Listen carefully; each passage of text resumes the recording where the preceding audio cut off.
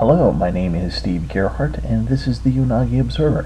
Another Otakon has come and gone, but this time it was in a new venue at the Walter E. Washington Convention Center, and this is my review of Otakon 2017. Before I get into it, let me just preface this review. This year's Otakon has taken place in a brand new venue. As such, there is a learning curve for both Otakon and the Washington Convention Center. I know that some of you have pointed out that the move was a few years in the making, but that doesn't ensure that everything would be perfect. As they say, paper plans are always perfect, but it's reality that ruins the perfection. What that means is that no one really knows what's going to work out or not work until the convention actually happens. While prior planning can resolve many issues, there are always unknown variables that show up, sometimes for the good and sometimes for the bad. As long as all the players learn from the experience and try to fix the things that don't work, then the learning curve works. So in my review, I tried to keep that in mind, and also I hope that before you all post criticisms of this year's Otakon, that you also keep it in mind as well. So let's get the criticisms out of the way first. My complaints fall into one of two categories: the Washington Convention Center or Otakon itself. I felt that I would limit my criticisms to things that could possibly be rectified. Otherwise, I would just be complaining with no real purpose. So let's start with the Washington Convention Center. Both of my complaints with the Washington Convention Center revolves around the food areas. And to be honest, they are kind of small complaints. Okay, first one. One of the things I noticed was that the convention center had employees who were clearly not comfortable with the cash registers, working the registers or working with the convention goers, particularly in the food courts. They were generally older women who took a long time to ring up orders and had to be corrected quite often. Wait times could be reduced if the person who was working the register was actually comfortable in doing so. My second complaint with the food at the convention center was that all the food areas shut down at 8 o'clock in the evening. Now, at the Baltimore Convention Center, the main food vendors where you would actually go to get your meals, like real meals like sandwiches and stuff, they did shut down at 8 p.m. But they had smaller kiosks up and running until about 9:30, give or take. While those smaller kiosks only had snacks and sodas, at least it was something to tide the con-goers over for the rest of the evening. At the Washington Convention Center, it was all closed down and most of the vending machines were sold out. I don't know what influence Otakon can have on these two issues, but if they could try to make the Washington Convention Center keep the smaller kiosks open just 1 hour later, I think that would be a win-win for everyone concerned. Again, for Otakon, I just have two complaints, both of which can be easily resolved, possibly. First, I'd like to address the voice acting panel, Voice Acting 102. It wasn't horrible, just very lackluster. I realize that there's a difficulty in running the same type of panel year after year. You are basically going over the same thing with very little changes.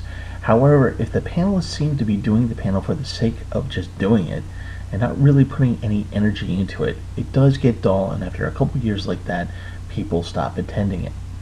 While there was some nice technical information and a couple of mildly amusing anecdotes, it really didn't feel like the panelists were connecting that well with the audience. The small audience that was there was slowly leaving the room at a staggered pace. I was one of those people. This year, the voice acting panel was also set in a gigantic room, and with a dwindling attendance like that, that room looked really empty. This is bad for both the audience and the panelists. It's bad for the audience because it feels like they are in a loser of the panel, and nobody wants to stick around for that.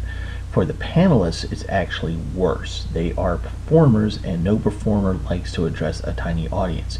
It's very discouraging, and as a result, it sometimes comes in the performance, or in this case, the one-sided discussion. A remedy for this can be pretty simple. Put the voice acting panel in a much smaller venue next year. This will encourage future panelists, as the room will be easier to fill and help them create a more interactive panel discussion. This will help build interest over 1 or 2 years and revitalize the panel for the future and create future growth. My second complaint has to do with the cancellation of the fan parodies. I have not looked into why it happened this year. I don't know what happened, so I have no clue about it. I just know that it was canceled, which is very disappointing, as one of the main reasons why I have gone to Otakon is to see the creativity of fans. While I submitted A and Bs during my time at Otakon, I've never made it as a finalist. This year I was going to submit a couple of projects for the fan parodies for the first time. Needless to say, I was disappointed when I found out it was canceled. I know that it has been difficult to get newer projects submitted, but some of us still like the classics like Evangelion Re-Death. So whatever happened this year, I don't know, but I do hope that Otakon will bring back the fan parodies, and I am willing to help out any way I can to make that happen, so please let me know. Okay, that's it for the complaints. Now on to the good stuff. I really enjoyed the programming this year. I got to enjoy some classics like Gundam, Pat Labor, Lupin III, and a showing of Akira that I wasn't sure which I was enjoying more, the movie itself on a large screen or the reactions of the people seeing it for the first time. There was also the fact that I was seeing things that were new to me, like Mob Psycho and Overlord, and the AMVs. They were really great, both the finalists and the non-finalists. There was some really good stuff this year, but there are a few shout-outs that I would like to throw out there in particular. The first shout-out I want to do is to a panel that was called No Side, History of Japanese Punk and Hardcore. The presenter, Sean Gray, brought a really good level of excitement to his description of late 70s, early 80s punk and hardcore scene in Japan. He was able to blend in descriptions of bands he wanted us to sample with great archival footage. While he has done this panel before, he still brings a great interaction with the audience. I hope he comes back next year, and I hope that you check out this panel as well. It's a good panel when you use what it gives you to springboard into a new interest.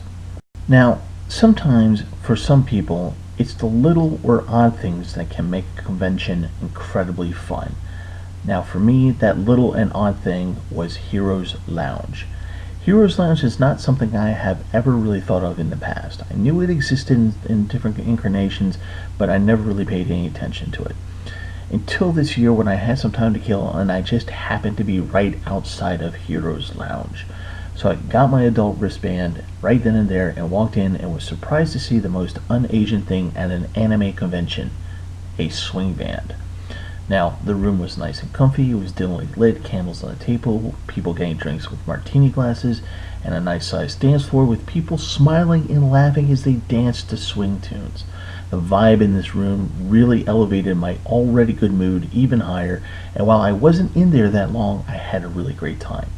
Just to give you an idea of what it was like, there's a link down below to a 3-minute video I took of what was going on in the lounge. Please take a look at it, and next year if you have a chance to poke your head in there, please do. It's just a fun thing to do.